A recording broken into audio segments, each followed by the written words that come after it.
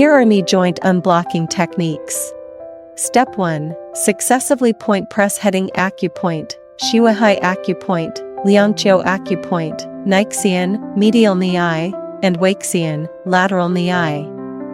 Step 2. Simultaneously grasp and pinch towards the patella with the webs between thumbs and index fingers of both hands.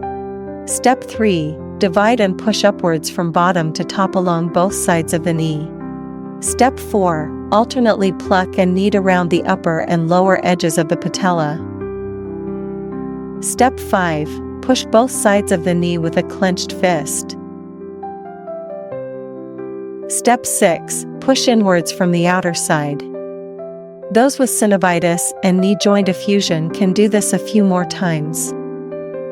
Finally, overlap both hands and rub the knee until warm.